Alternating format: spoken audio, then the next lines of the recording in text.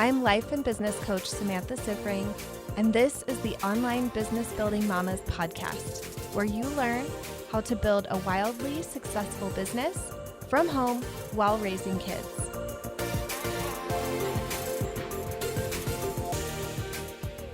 Hello, welcome to another episode of the podcast.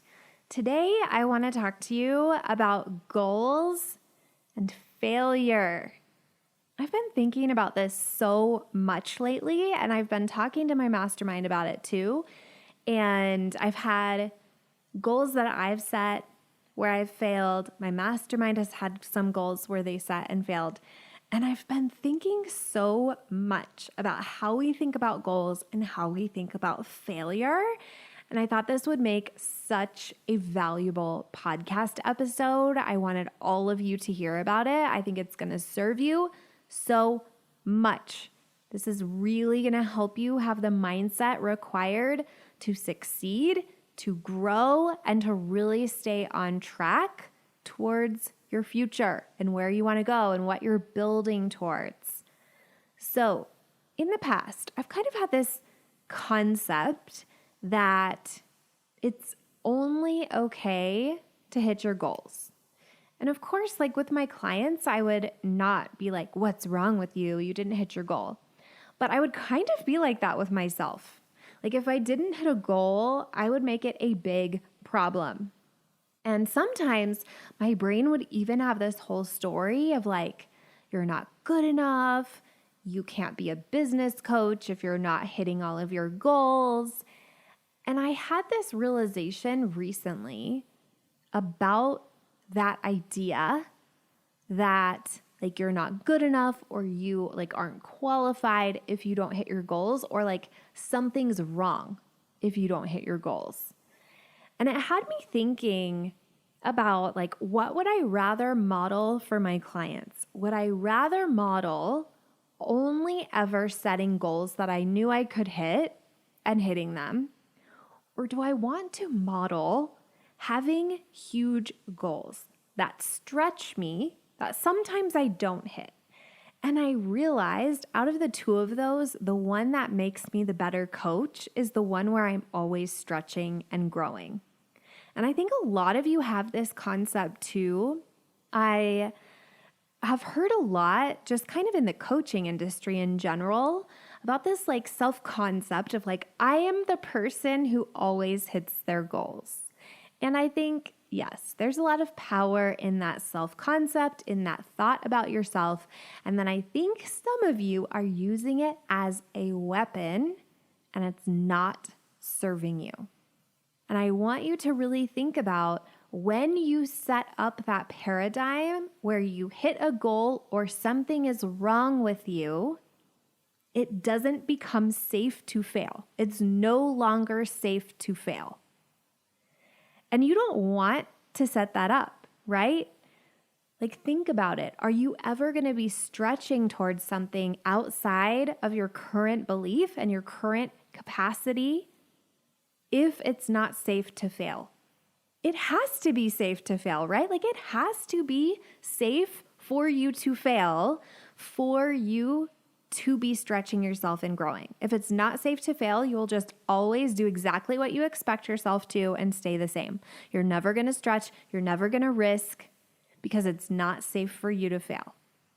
Isn't that crazy? We've set up this dynamic where it's so unsafe to fail while also thinking like, no, I'm totally okay with failure. But really, are you?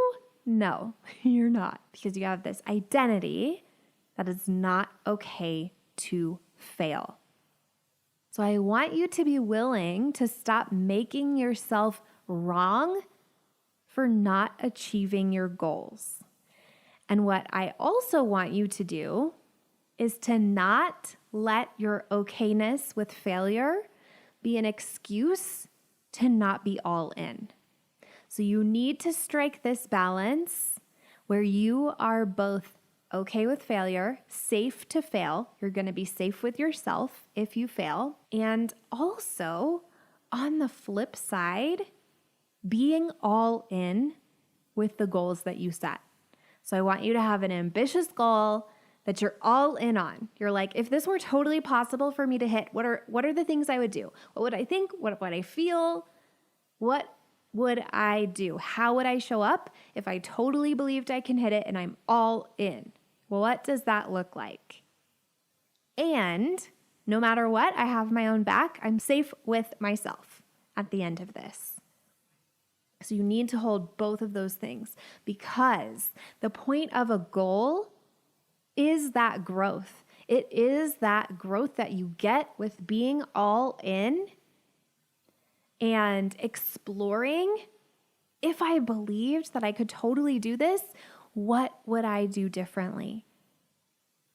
The point of a goal is to stretch yourself, to find your growth, to expand into your growth and find what's available. The point of the goal is actually not to hit it. The point of the goal is actually all the growth that you create for yourself along the way of figuring out how to hit it.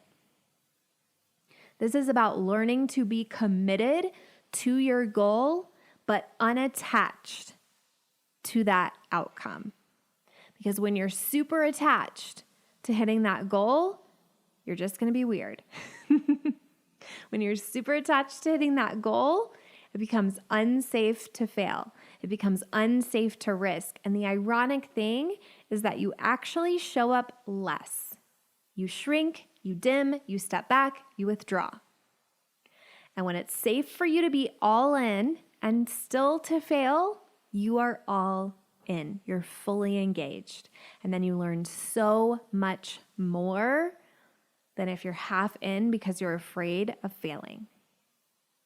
I taught this to my mastermind a couple of weeks ago, and I wrote the model up on the whiteboard. So for those of you who aren't familiar, I'm going to walk you through it, because I think that this is the most powerful way to set a goal and make a plan, and also the most powerful way to evaluate a failed goal at the end. Okay? So the model, the first line, circumstance. These are just the facts. This is just a situation that you're presented with. So in our example, the situation you're presented with is your goal. This is the thing that you're in, the situation that you're in. You have this goal. And then the way that I set this up is all the way then down to the bottom of the model, which is the result you create. And here's what's in between. For those of you who aren't familiar with the model, I also know that I have a podcast episode where I walk through it, so that would be really helpful for you to listen to as well. We will try to link that up for you in the show notes. But there is a thought that you have, that's the next thing, a thought you have about that circumstance. So you have that situation that you're presented with, you have a thought about it. The thought that you have about it is like the lens that you see that situation through. And that lens, that thought, creates your feelings. So your feelings are triggered by the thought that you have about that situation. There's no judgment here on right or wrong. This is just how it works. You have the thought, you have the feeling. That feeling inspires your actions. So what you do comes from what you are feeling. And then from there, your actions create the results that you get. So this is like if you've had a goal and you didn't achieve it, you want to figure out why. So I really want you to look at, how did I create that? What were the things I did specifically? What was I feeling when I did those things? What thoughts created those feelings for me? You'll get so much insight from that. And actually, I think it's really valuable also when you have achieved a goal, because a lot of times you like to have this story where you're like, it's a fluke. It just happened to me. Goal achievement doesn't just happen to us. This is something you intentionally created or unintentionally created, and you need to go back and document and figure out, how did I do that? What was I thinking? What was I feeling? What were the actions that I took that led me to create that? So valuable. And then if you're just starting out with a new goal, I would love for you to do this exercise of what are all the obstacles stopping me from hitting this goal?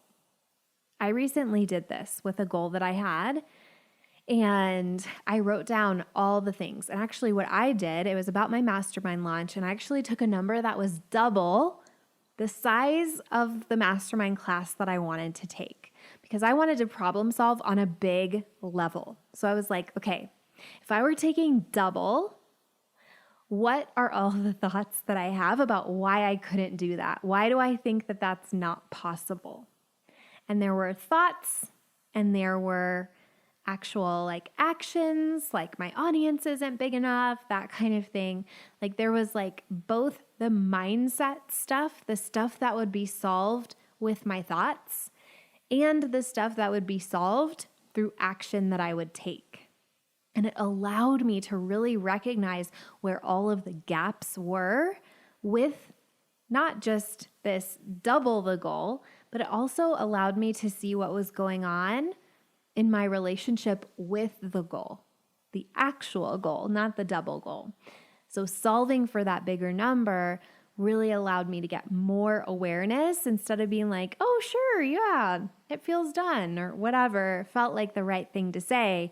The double number brought up all the true drama, and it allowed me to really work through, oh, what would stop me from hitting my goal, and solve for those things in advance. It's so valuable. This is kind of an advanced training on goals, but I think that you can handle it. I think that you're ready to approach your goals this way. I think you're ready to learn to be committed and all in and also unattached. I think you're ready to reverse engineer your goals and problem solve before you've even gone after them.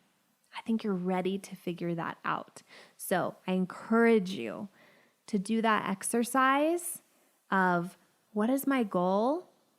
What are all the things that could get in the way of me reaching that goal in advance, and then solving for those things. The best way to get help solving for those things is to get coaching. So come and get coached. We'll help you solve for all those obstacles in Mama to CEO and Simple Scaling. You can do this. All right, I will talk to you all next week. If you like this podcast, I want to invite you to coach with me over in my program, Mama to CEO. There's you, and there's the consistent income you want to make in your business, and I help you remove everything standing in between. It's lifetime access for mastering your marketing, sales, time, and everything else you need to have the business and life you really want. Whether it's making your first 1,000 or 100,000, I can help you do it. To join, go to mamatoceo.com, mamatoceo.com.